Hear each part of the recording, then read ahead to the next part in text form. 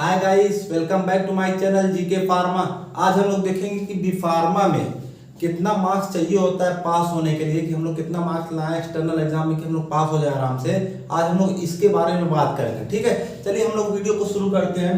तो कितने मार्क्स हम लोग को चाहिए होते हैं पास होने के लिए? तो हम लोग को कितने मार्क्स हम लोग चाहिए होते हैं? 50% कम से कम चाहिए होते हैं एग्जाम में पास होने के लिए। कैसे 50% कैसे? एक्सटर्नल और इंटरनल मिला के हम लोग कितना होना चाहिए? 50%। तो मतलब क्या हो गया?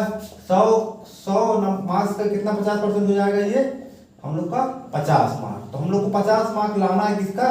एक्सटर्नल और इंटरनल मिला के कितना मार्क्स होना चाहिए हम लोग को? कम से कम 50 मार्क्स हम लोग को आ जाना चाहिए, ठीक है। तो हम लोग को यही टारगेट, हम लोग इसको हम लोग समझते हैं, हम लोग कितना मार्क्स लाएंगे, हम लोग कैसे मिलेगा। चलिए हम लोग स्टार्ट करते हैं। 75 मार्क्स होना चाहिए। 75 मार्क्स का कितना होता है? एक्सटर्नल एग्जाम होता है। क्या होता है? हम लोग को 75 मार्क्स का हम लोग का एक्सटर्नल एग्जाम होता है, जो कि हम लोग जाके हम लोग अपना सेंटर पे जाके हम लोग जो यूनिवर्सिटी के एग्जाम होता है कितने मार्क्स होता है? 75 मार्क्स होता है। और इंटरनल मार्क्स कितने मिलते हैं हम लोग को?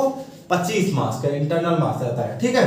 तो अगर हम लोग को इंटरनल मार्क्स हम लोग को कितना मिल गया? हम लोग को मान लो 25 मिला, तो हम लोग को एक्सटर्नल कितना लाना रहेगा? 50 करने के लिए, 50 मार्क्स करने के लिए हम लोग कितना लाना रहेगा? 25। तो क्या हो जाएगा ये?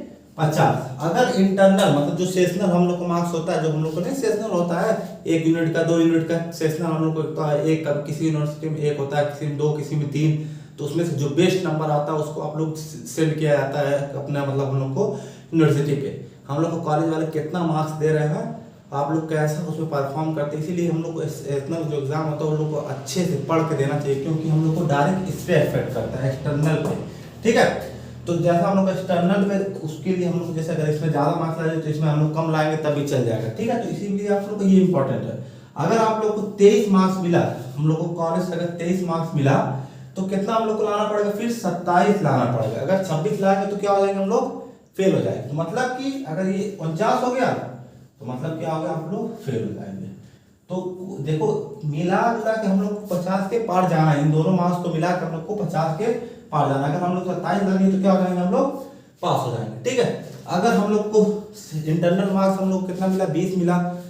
कॉलेज के जो टीचर रहते हैं आप लोग को 20 मार्क्स देंगे, तो आप लोग को कितना लाना पड़ेगा?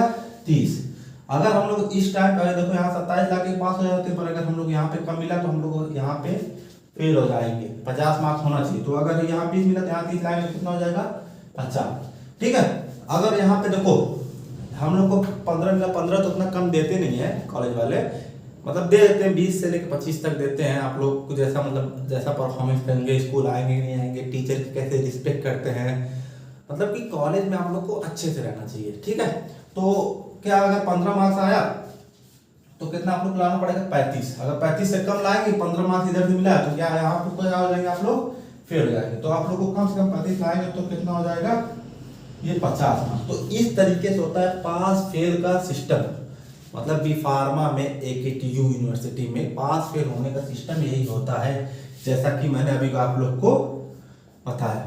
तो आप लोग को आई थिंक डाउट क्लियर होगा। अगर कुछ दिक्कत परेशानी होती है तो मुझे कमेंट करिए, मैं उसका रिप्लाई दे दूंगा या तो वीडियो बना दूंगा, और अपने दोस्तों के साथ शेयर कर दीजिएगा। Thanks for watching.